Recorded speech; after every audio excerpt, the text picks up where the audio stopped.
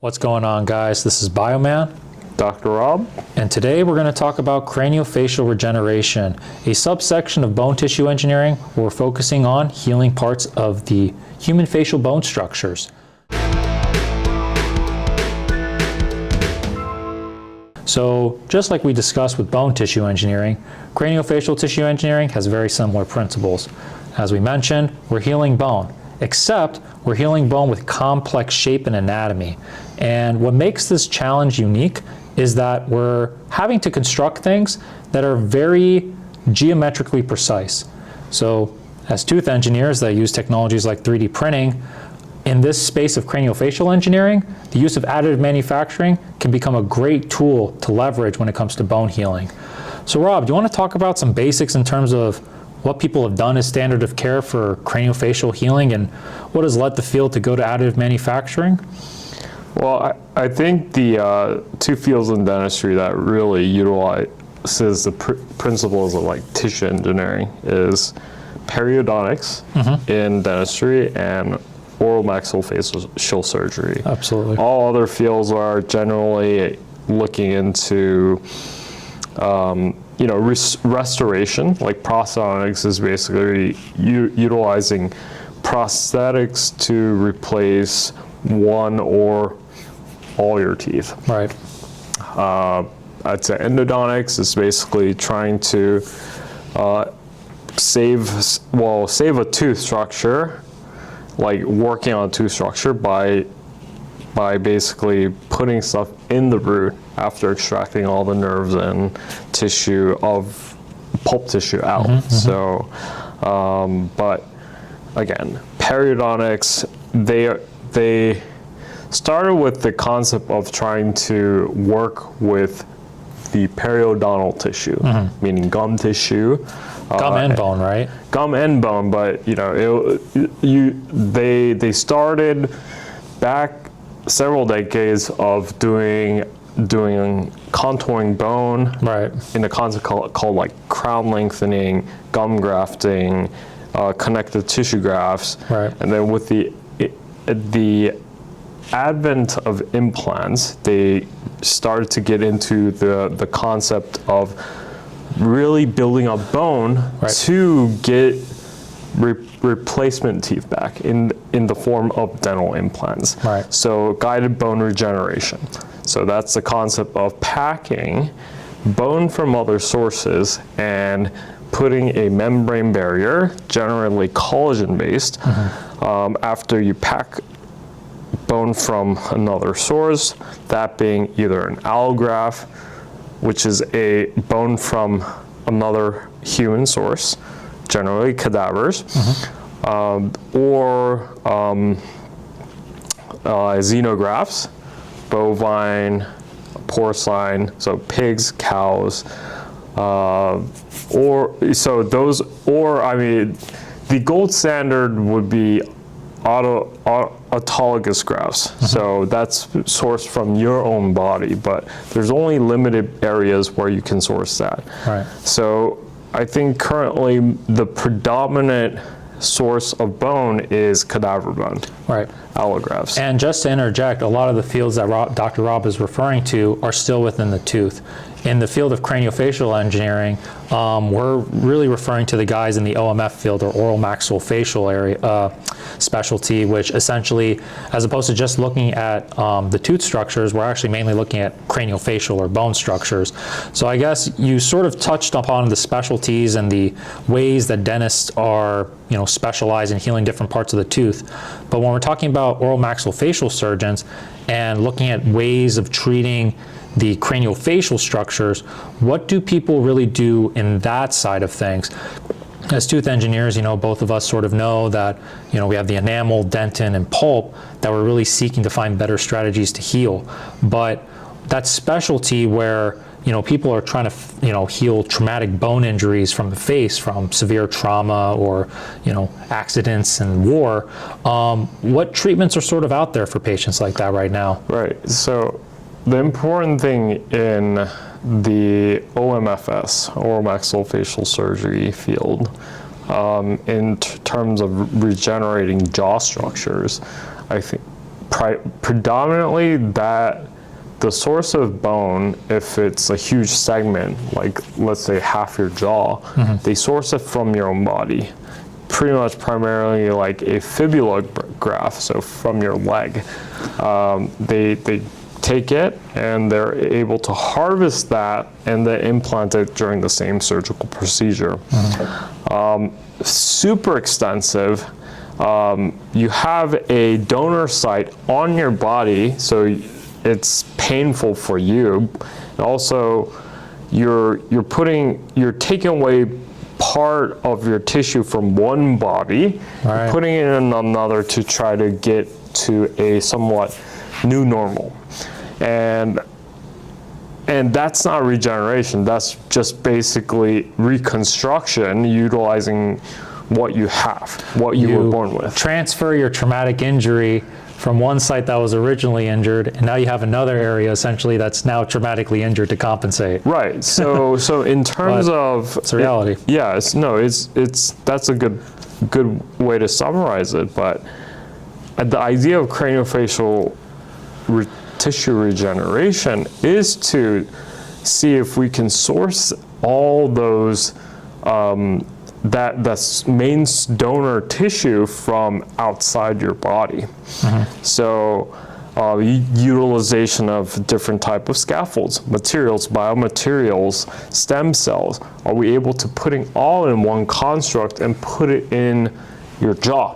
That's right. So like I do still think that there are concepts out there, but I don't think this field has truly progressed to a point where anything has gotten into the clinics yet. That's right. And I think along with these sort of concepts we consistently talk about in tissue engineering, one unique challenge that exists within the craniofacial regeneration field is this need to create anatomically specific constructs using these same biomaterials.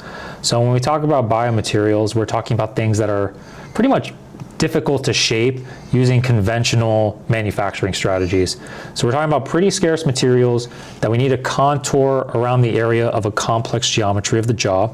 And then when we implant that inside the body, that has to basically sustain load bearing, right? For like the jaw, when we're, chewing, fancy word, mastication.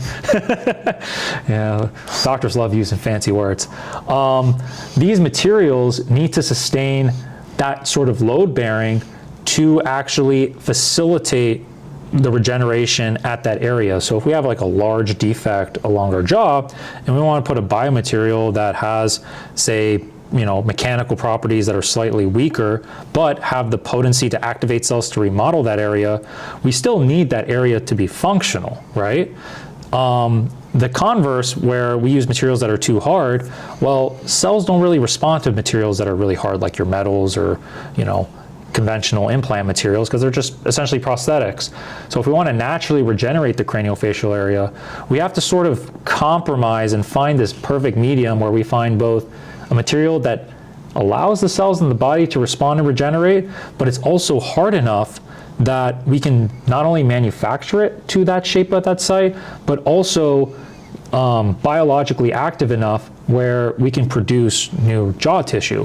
And I think that's one of the reasons why it's so challenging for not just, we discussed about bone tissue engineering in a previous video, but in craniofacial engineering, it's even more challenging because this need for patient specificity and geometry with materials that are hard to shape is also a challenge that needs to be addressed. So, I don't know, did I miss anything else when it comes to like the challenges in this field? What's interesting though, you covered, you definitely hit the good points there. The interesting thing about dentistry though is that they have definitely embraced the concept of digital dentistry. So they have incorporated 3D printing in the operatories, as well as the cone beam CT scans, and also intraoral scanners, photogrammetry. Really, everyone right now, the hot topic in dentistry is the concept of a full digital workflow. Right. So there are technologies that could really help get to a point where we're able to combine all those manufacturing technologies with the right biomaterials, scaffold materials, and possibly put it together to really make a customized construct for patients. And I truly believe that dentistry will be one of the entry points for this field. Agreed. Before we get to that level where we're looking at full bone reconstruction. Right. I mean, I think when it comes to like, dental implants, I would say that relative to the structures of the jaw or, the skull, which has these different orbital shapes. Well, you can correct me if I'm wrong, but I think when it comes to printing implants of the teeth, those shapes are pretty consistent. Would you not say that? Yeah. Or what would you say in terms of the technologies that we have right now and the resolutions that imaging modalities have for digital oral scans?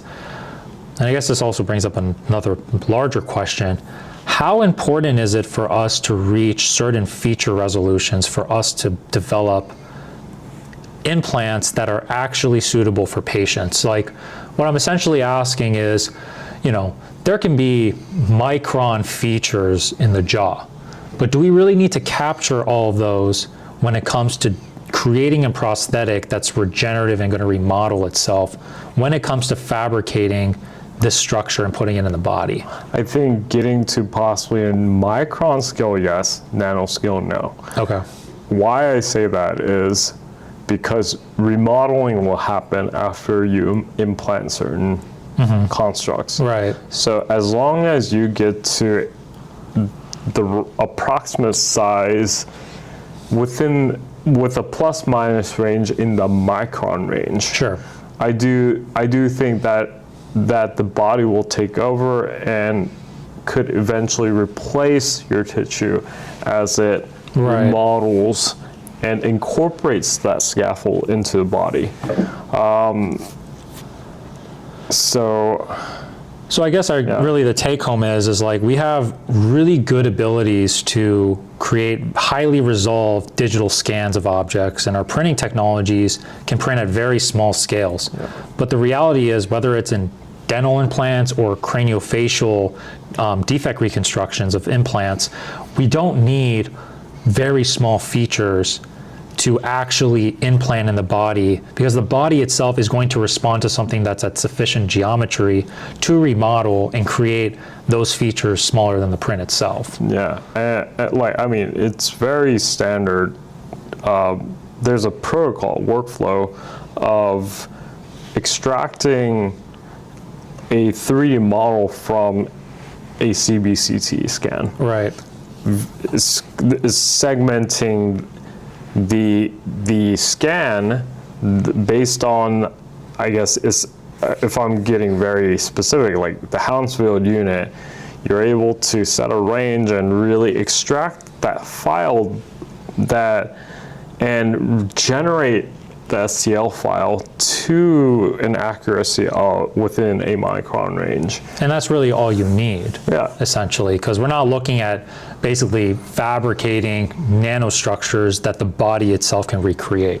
I don't think that's necessary, because at a certain point, remodeling will hit. Exactly. And the body will, that's the body's response to really incorporate that into make that construct a part of the body. I agree. So I guess we went on a tangent, but that basically explains the concept of incorporating a scaffold into the body. Well, I wouldn't even say it's a tangent, because the theme is craniofacial tissue engineering, and we can take these principles to understand how to create proper prosthetics for the mouth and therefore parts of the craniofacial area. And when we think about strategies to design, fabricate, and develop products for both these markets, since we're focusing on craniofacial, I think the really big take-home message I want to bring here is that we don't need to create really complicated solutions to get market products in mass and have the same effectiveness that we want. The body's complex, but we don't have to capture every single complexity to treat all of these patients. We really just need something that achieves a sufficient scale that can implant and form compliance with the structure of that defective area, so that by itself, the body can create those smaller resolved structures at the nano scale and smaller. There's a lot of great printing technologies out there, even commercial printers, and there are folks in the field of craniofacial regeneration that can, even myself during my PhD used a desktop 3D printer to print bone structures. And the resolutions of these printers are in the microns.